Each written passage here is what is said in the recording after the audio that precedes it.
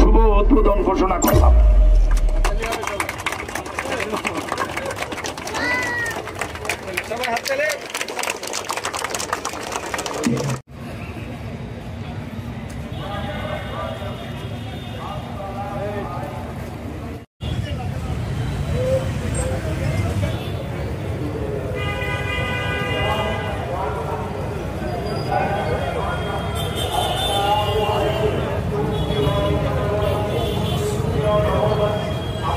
নিজে সুরক্ষিত থাকুন এবং অপরকে সুরক্ষিত রাখতে উৎসাহিত করুন।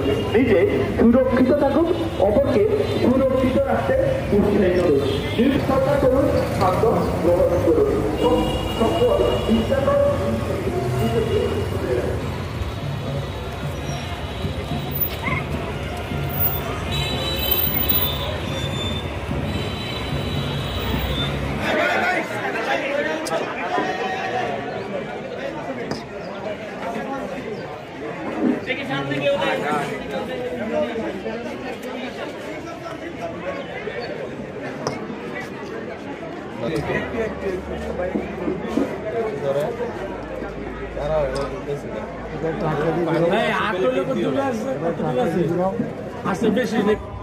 এতক্ষণ পর্যন্ত আমাদের বিশেষজ্ঞ ব্যক্তিবর্গ ডায়াবেটিস না হওয়ার জন্য কি করতে হবে, হওয়ার পরে কি করা লাগবে, সেই জন্য বৃহত্তর কুমিল্লাবাসীর জন্য আমাদের ঐতিহ্যবাহী কুমিল্লা ডায়াবেটিক হসপিটাল প্রতিষ্ঠিত হয়েছে।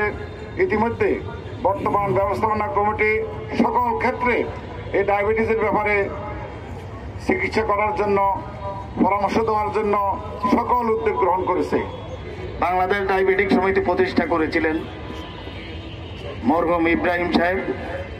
উনি এই ডায়াবেটিসের পথিকৃৎ বাংলাদেশে, এবং তাকে অনুসরণ করে বাংলাদেশের কুমিল্লার এক মহিষী নারী, যিনি আজ থেকে প্রায় 30 বছর পূর্বে এই কুমিল্লার এই অঞ্চলের মানুষ, শুধু কুমিল্লা নয়, নোয়াখালী, ফেনী এবং চাঁদপুর, ব্রাহ্মণবাড়িয়া, এই অঞ্চলের মানুষের কথা, জনগণের কথা চিন্তা করে উনি এই কুমিল্লায় সর্বপ্রথম এই প্রতিষ্ঠানের যাত্রা শুরু করেছিলেন।